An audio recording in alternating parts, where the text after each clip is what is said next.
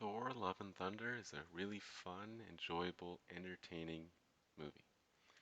It's a short 2-hour standalone Thor adventure. It's directed by Taika Waititi, the same guy who directed Thor Ragnarok.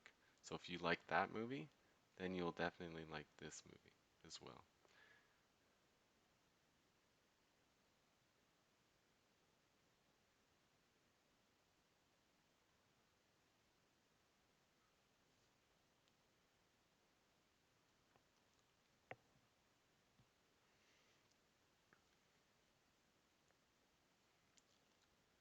Thor Love and Thunder is a really fun, entertaining action comedy.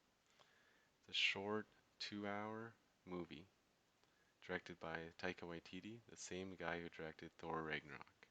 So if you like that movie, you'll definitely like this one. It's the same tone, very funny, lots of comedy, lots of jokes. But as the movie goes on, it gets a bit more serious, and there are some emotional moments as well. It's a very standalone movie where it's just about Thor, not connected to the rest of the MCU. The soundtrack is great. It's got some great music, great visuals, and an incredible villain. It also has two important post-credit scenes, which you'll need to stick around for. It's not like a gag or some just non-important one. It actually has implications on the future of the MCU, so stick around for that. Thor, played by Chris Hemsworth, is great as always. He's got his similar personality as he does in Ragnarok. Very funny, um, doesn't take himself too seriously. It's vulnerable, very relatable to the audience instead of just being like a god. Um, he's definitely the main character, even though there's a second Thor in the movie. It's solely about him and discovering himself after the events of Endgame. He starts off with the Guardians of the Galaxy, but then um, he's called into another mission, adventure, and they go their separate ways. So the Guardians are only in the movie for about 5 minutes or so. But he's got cool fight scenes, very powerful, and very funny. Jane Foster, Mighty Thor, is one of the more emotional characters in the movie due to what she's going through in her life. They explain why she's able to wield Mjolnir, and the action scenes with Mjolnir are cool with what they do with it. And her relationship with Thor is much better than the first two movies. Her personality is like revamped, very upbeat, charismatic, and the relationship is much more believable, realistic, as they actually developed in the story in several scenes. Valkyrie is a side character along for their mission.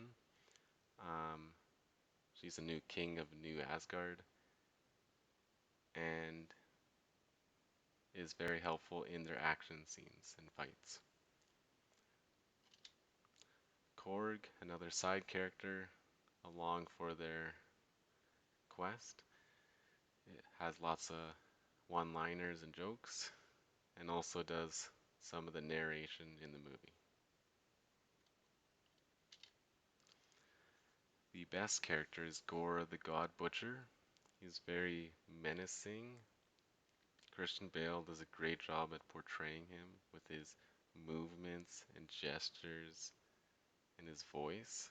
He's got a very cool persona about him, and energy he gives off is intimidating and a bit creepy. His powers that he has once he picks up the Necro Sword. It's very cool visual. And he's not very big, but he's able to be a threat due to his powers and just his general aura about him. He's very sympathetic and understanding villain. They develop him a lot, and we understand why he wants to kill the gods because of some events that happened in his life. So the audience feels for him, and some scenes with him are quite emotional.